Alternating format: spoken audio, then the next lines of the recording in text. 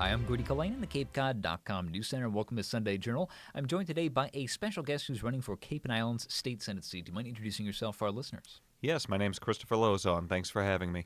Great. So you're a returning face. This is not the first time that you're running, so you kind of know how this interview process goes at this point. But we want to dive in quickly because we only have so much time. We want to talk to you about your campaign, starting first and foremost with how you feel the housing crisis for the Cape and Islands region has gone. We had the Affordable Homes Act recently passed, which had some tools for seasonal communities.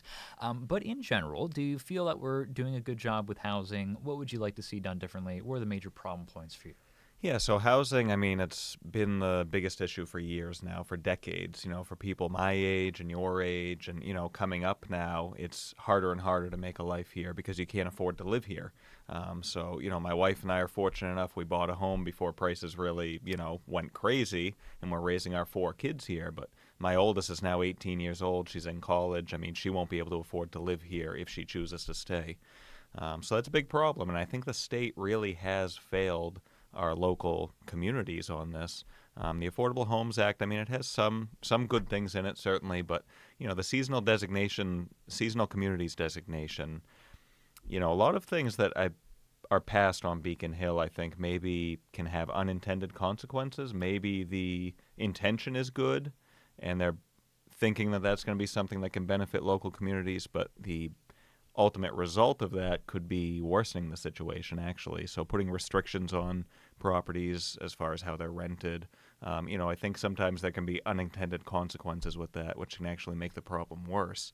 While my opponent, the incumbent's been in office, the median home price in Barnstable County has doubled. It's gone up to $600,000 or $700,000. It was $350 when he went into office, and now it's $695. So, the problem has continued to get worse over the last 8 years. I really, the difference between him and I think, is I'm going to take more of a local approach on this. I don't agree with government mandates, statewide mandates. Boston coming into the Cape and telling all the towns what they need to do. So I'm going to take a very local approach, maintain local control on these things, because I think Barnstable knows what works best for Barnstable. Provincetown knows what works best for Provincetown. Same with all of the communities. So I don't agree with these one-size-fits-all solutions from the state.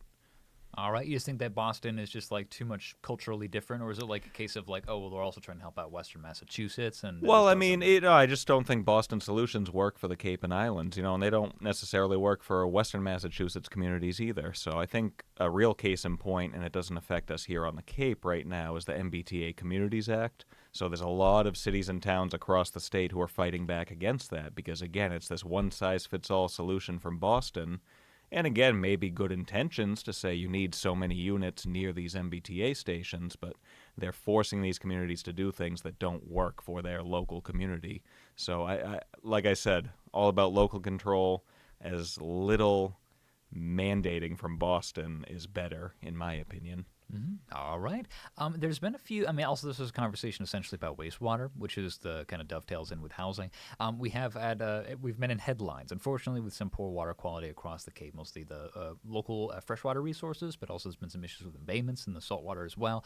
When we're dealing with Title V septic regulation changes, where it's been now forcing towns to kind of upgrade that with the sewer, or else the residents would have to foot the bills and upgrade their Title V septic systems to be better nitrogen filtering.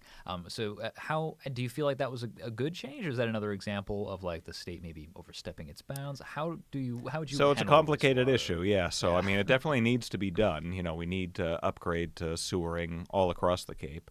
And that really should have been started 30, 40 years ago. A lot of the towns, this is before I got involved. This is before my opponent got involved. So this was kind of a failure of some of our politicians 30, 40 years ago. They should have had the foresight to get going on these projects. That didn't happen, so we need to move on from that. Like in the town of Barnstable, where I live, I'm on the finance committee, actually, so I'm very familiar with the Comprehensive Wastewater Management Program, CWMP. It's going to cost over $1 billion as it's currently envisioned over 30 years. And the costs are going to be more than that, more than likely, so it's very difficult to forecast. And so funding is an issue, obviously, and we need very aggressive representation on Beacon Hill to try to get as much funding as possible. So, to my opponent's credit, his first year in office, the Cape and Islands Water Protection Fund was established. That has provided resources to towns on the Cape. It was recently changed because it was, running out of money, and so that has been a beneficial thing. But when we talk about bringing these solutions and bringing this money back to the Cape and Islands, I don't think we've had adequate representation. That happened in his first year in office. That's 7 years ago. So we need people who are delivering now. He delivered that 7 years ago, but I haven't seen anything as a more recent development from that. So we really need somebody who's going to make that happen. And obviously, there's grants out there, and that helps. But, we need more funding from the state that's dedicated to that, because otherwise it comes on the back of the property owners, obviously. And we may need to see that at some point anyway, but the more we can get from the state, the less it's going to cost the taxpayers directly. And when the state, I think the state really needs to look at where it's spending its money. I don't think we have a revenue problem. We have a spending problem. Our infrastructure, it costs 4 times as much to build a mile of road in Massachusetts as it does in New Hampshire. We're spending over $1 billion on housing migrants due to the right to shelter. So the state is spending money in a lot of different places, and it's coming out of local aid to our communities. Mm-hmm. Well, you mentioned that you were on that board as well. So how long have you been serving there, actually? And is there any other kind of surprises or lessons you've been taking away from that involvement? Yeah, so the Finance Committee in Barnstable, so it's an appointed committee. The town council appoints people to that committee. And I've been on that for about a year and a half. It was after the past election, in 22. So shortly after that, I joined the committee. And yeah, it's been really insightful. I mean, that's my first direct involvement in any kind of government, being on that committee. And it really, the financial aspects of it can be very dry. I mean, the town of Barnstable's budget for a year is over 500 pages. So, we review all of that, capital improvement plans, operating budgets. We give advice to the town council when requested, give advice to the town manager. So it's really an advisory committee. And I did present to the town council on the wastewater issue. So, like I said, there's significant challenges there, and the local communities need to come up with creative solutions, but we also need the state to be a partner in that, rather than forcing them to do things, without the funding in place. Mm-hmm. I was wondering if that was the springboard for your desire for civic duty. No. Jumping into the state Senate race was my first thing in 2022. But after that race, I got involved in that committee. I thought it was important to really have my hands on in some kind of local government. And it's been great. It's been very eye-opening. Mm-hmm. Yeah, it was interesting to have. I was curious, kind of like, what was the spark for you to kind of want to run in the first place? Because, like I said, this is not the first time you've been running. This is clearly something you're eger to do. So, right. I guess, do you want to touch on your motivation? Yeah, just briefly, I will. So, yeah, this is my second time running for this same seat against the same person, and that really, I grew up here. Like I said, my wife and I are raising 4 kids here, so I've seen the way the Cape has changed, even in my lifetime. And it's changed a lot more than that in, previous decades. But that concern that my kids won't be able to raise their kids here really is the impetus that got me involved. So I decided there was nobody running on the Republican side for the state Senate seat, so I just jumped right in. And I actually, first person I talked to after my wife, of course, which she said, are you kidding me? But we got through that. First person I talked to after that was actually State Rep Exaros. He's my state representative, which is why I ran for the Senate, because I wasn't going to run against him.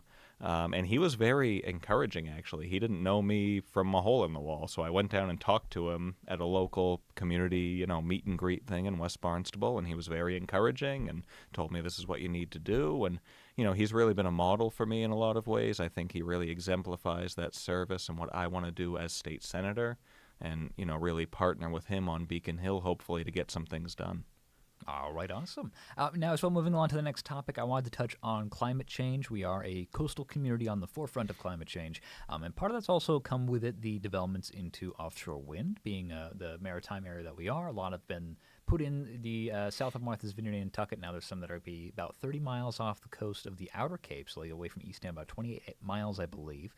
So big developments there. Of course, we're also now in the shadow of the wind turbine, the blade failure by GE Vernova. So I wanted to ask you about how you feel the adoption process has been, the attempts to get more clean energy involved in the grid, what you would like to see different, essentially. Yeah, so I think, we all have broad agreement that we want to see cleaner energy sources. That's something that we need to move towards. The offshore wind development specifically, I've been opposed to that since the last campaign. I spoke about that pretty in depth and what my objections were. And it was presented as clean, safe, reliable, economical energy. And I think we've seen really that that's simply not the case. The cost is going to be significantly higher per kilowatt hour if it ever delivers the energy that's been promised. It's not clean. There's significant amounts of oil and other hazardous waste in the turbines themselves, in substations, in cooling stations that need to cool the cables that come on shore. People don't realize there's a tremendous amount of heat in those cables as that energy is coming to the shore. So there are cooling stations that will have to be built offshore that essentially suck up seawater and cool off the cables. There's a lot to it that people aren't seeing necessarily. You see a turbine spinning off in the distance. There's more to it than just that. And the reliability, obviously. We've already seen one blade failure right at the beginning of this first project. And there's only 62 turbines in that first project, Vineyard Wind 1. Only, I believe, 10 or 12 of them were installed at the time of that failure. And each one of them has 3 of these blades, which are 351 feet long. So multiply that by the amount of turbines they're talking about, possibly 2,500 turbines ringing the outer Cape and Islands. Those things are going to have mechanical failures no matter what. I can tell you that as a mechanic. There's going to be bearings. There's going to be, all kinds of rotational things that wear out. There's going to be problems that way. And then there's going to be structural issues like what we saw with that blade. That was just a faulty blade. And the impact of that was very significant, even though it's a relatively minor failure. If we saw a hurricane or something like that come through, we could see something far more significant. But that one blade that failed is still washing up on shore. There's still debris from that washing up on Nantucket. And I went over there shortly after the blade failed because I was getting calls and texts and people come over here and see what's going on. So I went over there, spoke with the local business owners, spoke with community members. There was a surf company that had to shut down for a few days right in the middle of the tourist season. So significant loss of revenue. People canceled plans to visit the island. So there was a lot of impact from that one relatively minor event, which really opened a lot of eyes, I think. And that really just kind of proved what we've been talking about, what the potential issues are from a relatively minor failure. And when we're talking about more of them on the Outer Cape, I think a lot of those people weren't paying attention to it too much when it was south of the islands going through Barnstable. But that's really woken up that community as well. And there's other concerns with that too. But the onshore infrastructure too, obviously cables coming in through our recreational beaches, coming through our village centers, into conservation land in West Barnstable where they're proposing clearing trees to put up these substations. I have a big problem with that as well, over our sole source aquifers. And I have no doubt, they're saying I spoke with the Hyannis Water facility, and I have no doubt that they do a great job of keeping our water clean. But if there is some sort of catastrophic failure and some kind of chemical spill into our groundwater, that's going to affect the groundwater for the entire Cape. We have a sole source aquifer. I don't think the risks outweigh I think the risks far outweigh the reward. Obviously, there's been some money associated with it for Barnstable for our sewer plan, but it's not enough to justify what the potential, catastrophe could be. All right. Now, while you're here as well, I wanted to touch on transportation. Obviously, we have the Cape Cod Canal Bridges Replacement Project that has now seen Sagamore Bridge get fully funded, so that's going to be starting soon. They're hoping to get that done by 2036. But the Bourne Bridge still has not been funded yet, and that has some major maintenance looming that could shut down both lanes at some point. How do you feel that we've been moving on that front? Do you think the state needs to do more, or the federal government needs to do more? How about our incumbent? What are your thoughts? Yeah, so I think that really was a long time coming. I mean, I'm glad funding was secured for Sagamore. We'll see if that ends up being all the funding that's needed and if that project does actually get done as scheduled. I have my doubts sometimes. Government promises all this money is being delivered and it doesn't necessarily always happen. So I'm hopeful that that's going to happen, but like you mentioned, Bourne has significant structural issues that are coming up, major maintenance that'll need to be done. So if that money's not secured very shortly, we will be facing a reality where the Bourne Bridge is shut down at some point. And that really, it's the most pressing issue from a logistical standpoint for the Cape, because those are our lifelines, those two bridges. So if one of them shuts down, I mean, we're going to be at a standstill, honestly. So that needs to get done. That's going to be something that I fight for very diligently. My opponent has actually raised the prospect of tolls to pay for the bridges, which that's a complete non-starter for me. I do not support tolls in any way on the current bridges or replacement bridges. The federal government has a responsibility to replace those bridges. The state government has a role to secure some funding as well. That needs to happen. Those are the two biggest infrastructure projects in the state, and they need to be done.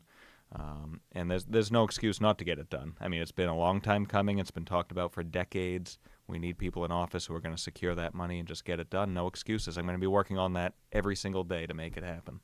All right, that is great to hear potentially. So as well, I want to spend the rest of the time that kind of just focusing in on why specifically you feel someone should vote for you in this race. Some of what you feel is going to specifically set you apart from your opponents, and some of the things that maybe you wanted to respond to when it came to messaging from your opponents. Yeah, I think the biggest thing, for me being non-politically involved for my whole life, running for the office in the last race, being on a local committee now, having political exposure now, but not having a life in politics, I think really sets me apart from the incumbent. He went right into it out of high school, went to college for public policy, was involved in the Obama campaign, the Deval Patrick campaign, the Clinton Global Initiative, was in Washington briefly, I believe. So, he's really been a political entity his whole adult life. Me, on the other hand, I'm living these issues right alongside everyone else. I'm raising my family here. I'm paying my mortgage. I'm running a small local business, third-generation family business. So I really understand how difficult it is to make these things all work in the modern Cape and Islands. And I have great respect for, there's 175,000 people in this district. All of them are struggling. All of them are working hard. I have a great appreciation for that, so I really want to represent that on Beacon Hill. I don't think we have adequate representation for everyone in the district right now. And the incumbent, from a political standpoint, should have great power on Beacon Hill. It's a Democratic supermajority. He's a Democrat. He's the assistant majority whip in the Senate, which means it's his responsibility in part to secure votes. Excuse me. So when we see some legislation that's been languishing for years or, critically needed legislation, he's had several bills that he's proposed every term that he's been in that haven't gotten out of committee, home rule petitions, all kinds of different things. Some of them important, some of them not as important, but they haven't moved is the point. So if he has so much power and so much influence on Beacon Hill, why is he not getting his own bills done after 8 years? So I have significant concerns about that. And as a Republican, a lot of people ask me, well, how are you going to get anything done as a Republican? It's a Democrat state.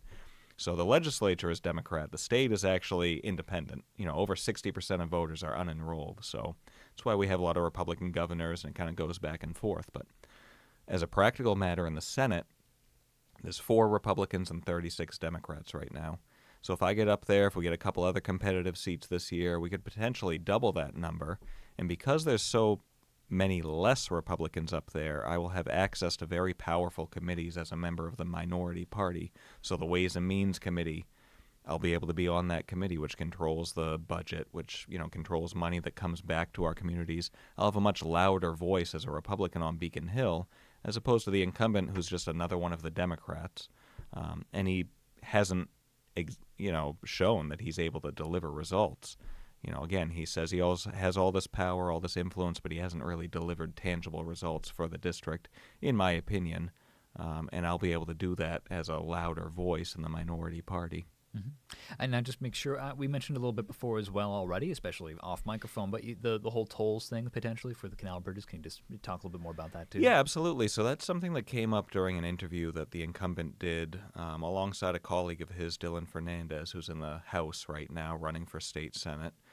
They were talking about funding for the bridges earlier this year, and the question of tolls came up, and Senator Sear, very openly said that he would keep that on the table. Representative Fernandez, to his credit, said that was not on the table for him, so I agree with him on that, actually. But Senator Sear left the possibility open.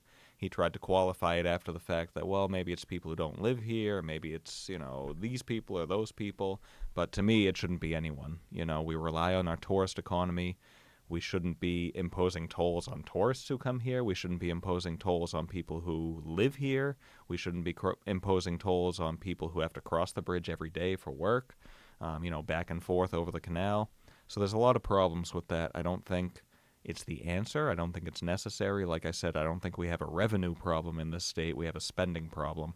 We need to better allocate the resources that we have instead of continuing to overtax an already overtaxed population. Mm-hmm. All right, Chris, thank you so much for joining me for this conversation. It has been a pleasure, but we're about up on time. Is there anything else you want to highlight for our listeners while I still have you real quick? I would just say make sure you vote November 5th or before. I already submitted my vote early, actually, in Barnstable, so I was happy to do it, get it locked in. And if you want to find out more, visit votelauzon.com, and just let me know. I'll always be accessible. If you have any questions, reach out to me. All right, awesome. Thank you, Chris, again for joining me for this conversation. Thank you. I'm Grady Culhane, and thank you for listening to Sunday Journal.